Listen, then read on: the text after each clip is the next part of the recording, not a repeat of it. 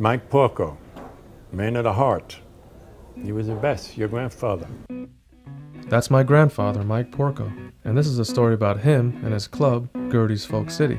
I realized that the people there knew him better than I did. They were his family. So 5 years ago, I embarked on a journey to get to know my grandfather better. That's me with Izzy Young. He was the first one to hire folk and blues musicians at GERDE'S when it was just a restaurant. Aren't I supposed to tell you that? This evening, we'll take you to GERDE'S, a brand new cabaret here in Manhattan's Greenwich Village section devoted exclusively to folk music and folk singers. Folk City was really like the Times Square of the village. You could go to a place like GERDE'S and you would be astounded. I mean, the Gaslight was great, but GERDE'S paved the way. We were hearing the real stuff. GERDE'S has been a place that an awful lot of people played their first gig at. Everybody, you name them. And that energy of doing that was so exciting that it changed the course of music history worldwide. There were a number of people there who had everything to do with GERDE'S, and therefore with Mike Porco.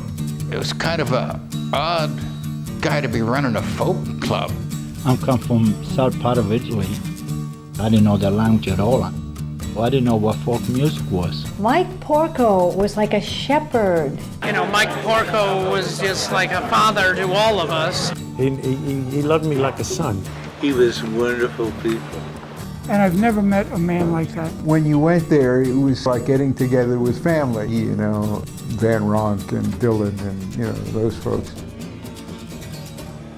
And I do remember wondering, like, doesn't Mike have a family that he has to go home to? Because he left when I was 12. He abandoned us early, right? For some reason, my sister didn't like my father. They were his sons more than we were. Because of money, because they made money for him. Mike Porco took clothes from one of his sons to give. Dylan. That was the Dylan. Wait, you didn't have a corduroy hat by any chance, did you? No, I didn't. He had his hat. I wanted to connect the Folk City family with my own family, who never got to know Mike Porco. You know, Bob Dylan said that your great-grandfather was the Sicilian father that he never had? But he wasn't Sicilian, was he? Close enough.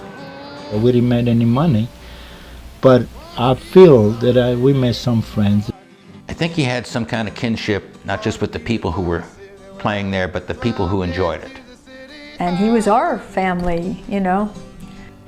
Because I thought he was just a miserable bastard. What a beautiful city where the 12 gates to the city have.